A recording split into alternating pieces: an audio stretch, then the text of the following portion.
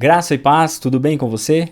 Meu nome é Anilton Oliveira, você já me conhece aqui do site Firme Propósito e hoje nós temos mais uma dica de livro maravilhosa. Eu quero te apresentar o livro A Difícil Missão de William Tyndale, escrito por Steven Lawson, publicado no Brasil pela Editora Fiel.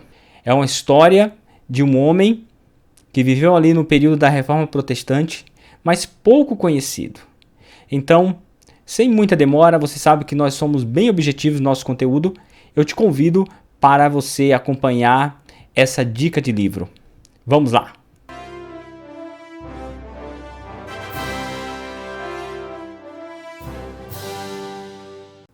Então vamos à nossa dica de livro, A Difícil Missão de William Tyndale, escrito por Steven Lawson. Steven Lawson é pastor, doutor em ministério e escritor de diversos livros publicados no Brasil. O livro do qual nós estamos tratando, ele vem de uma série, Um Perfil de Homens Piedosos. E ele tem vários livros nessa série, mas hoje vamos nos concentrar aqui em William Tyndale. Os livros dele no Brasil são publicados principalmente pela Editora Fiel. O índice dele. Então nós temos aqui a apresentação, seguidores dignos de serem seguidos, um prefácio, o pai da Bíblia em inglês, o capítulo 1, uma paixão perigosa, capítulo 2, alicerçado na graça soberana, a obra perigosa começa, o Novo Testamento para um lavrador, produzindo o Pentateuco, sempre aprimorando os livros históricos, queremos Tyndale novamente. Então, como você pode ver, são poucos capítulos, uma leitura rápida, apenas 158 páginas, mas assim, não é pelo tamanho do livro, mas é pela forma como o autor aborda o assunto, nos explica, nos narra. É um livro marcante. Então é aquele tipo de leitura assim que vai encher o seu coração. Isso eu te garanto. Então vamos lá. Então, tendo aqui 7 capítulos, eu esclareço que a nossa apresentação vai se concentrar no capítulo 1. Vamos falar depois, de forma geral, da natureza dos demais capítulos. Mas vamos explorar aqui o capítulo 1, que, de fato, ele paga o livro. Se pensarmos em termos financeiros, ele paga o livro. E no capítulo 1 há uma síntese da vida de William Tyndale. Os demais vão abordar ali a sua teologia, seguido pelo impacto da vida de William Tyndale na sociedade inglesa e nas traduções da Bíblia posteriores também ali na Inglaterra. Então, assim, é muito aprofundado, há um estudo ali de outras obras de William Tyndale, além da sua tradução, mas nós vamos nos concentrar aqui no capítulo 1. Tudo bem? Comecemos então. Quem foi William Tyndale? E essa explicação está no capítulo 1, Uma Paixão Perigosa. Temos ali a imagem no prefácio, o autor fala um pouco dessa pintura aí. Quando você lê, você vai conseguir identificar isso que eu estou te falando. Passamos para descrever a vida desse homem. Quem foi William Tyndale? Ele viveu entre 1494 a 1536. Então, uma vida breve, mas de grande atividade no reino de Deus. Pelo período ali a gente percebe o momento histórico dele, momento de transformações no mundo, bem como no mundo religioso. Temos ali em 1517 Lutero afixando as suas teses, temos também o movimento da Reforma em Zurique.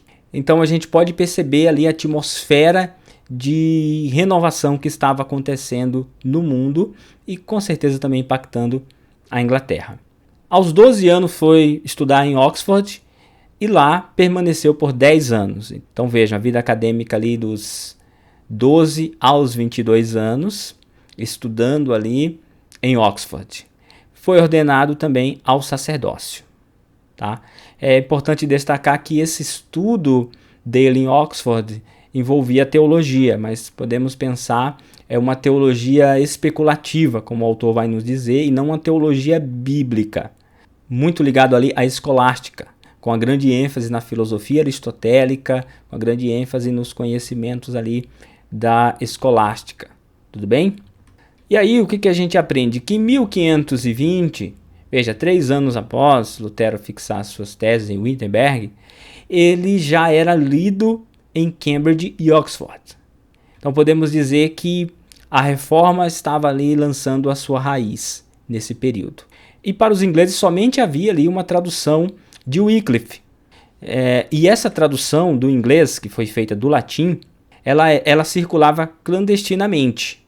Então os ingleses não tinham acesso à Bíblia.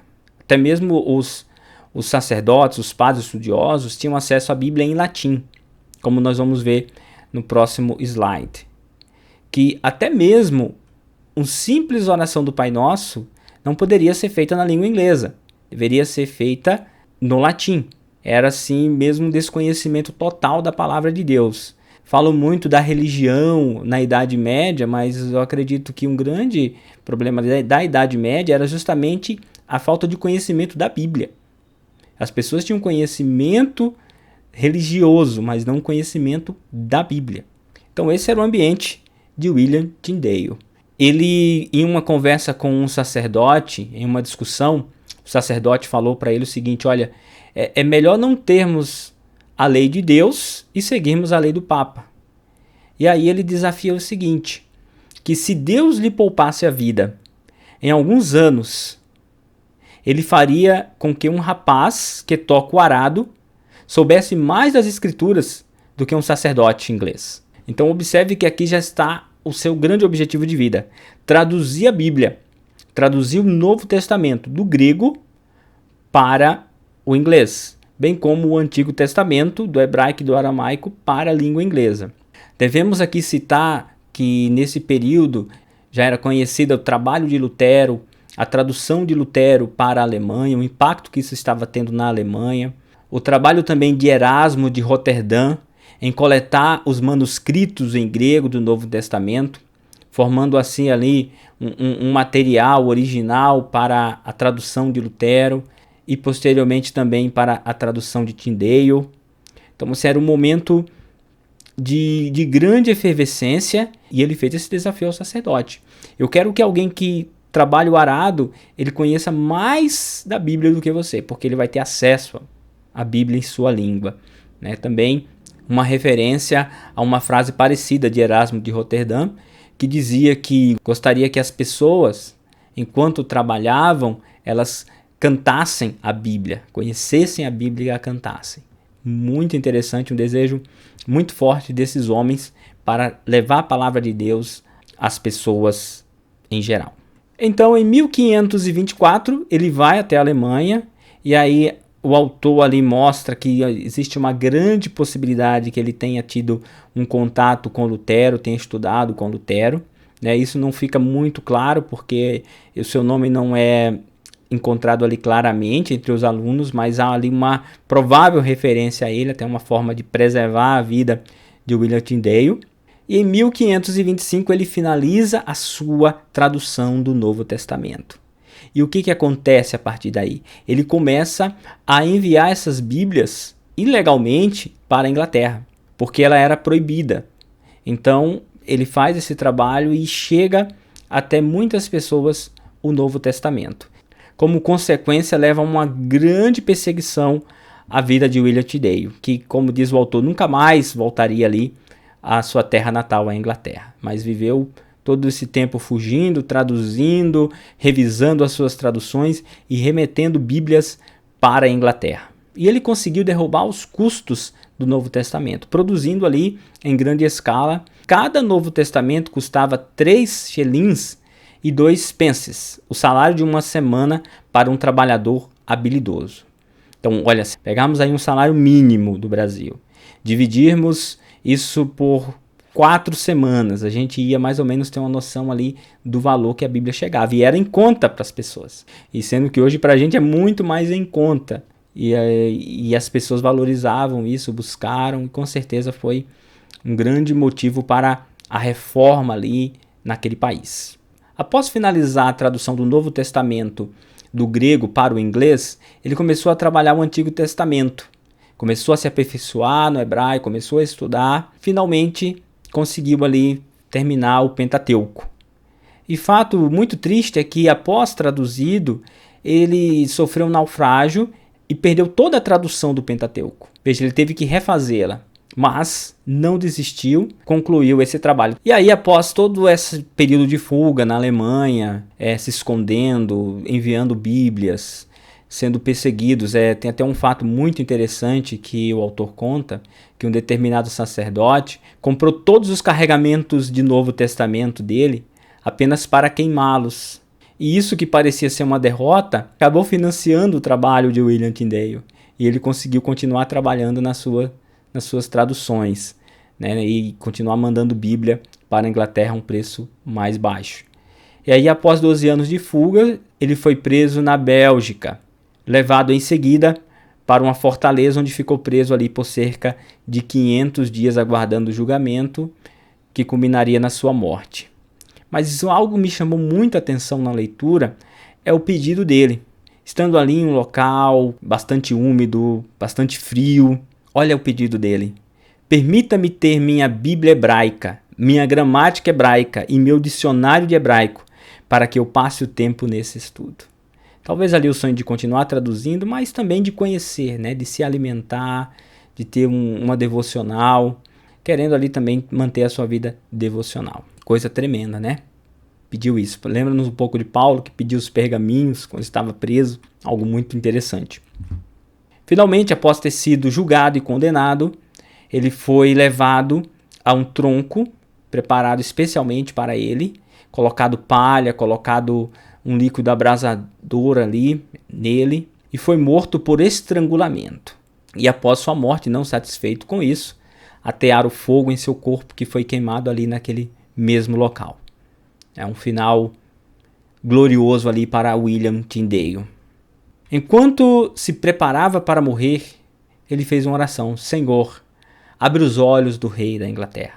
Então a gente pode entender que essa oração posteriormente foi ouvida, né, com a tradução da Bíblia King James, como vai mostrar aqui em seguida, tem ali uma grande influência de William Tyndale. Como falamos no início, após encerrar o primeiro capítulo, o autor começa a fazer uma análise da vida de William Tyndale.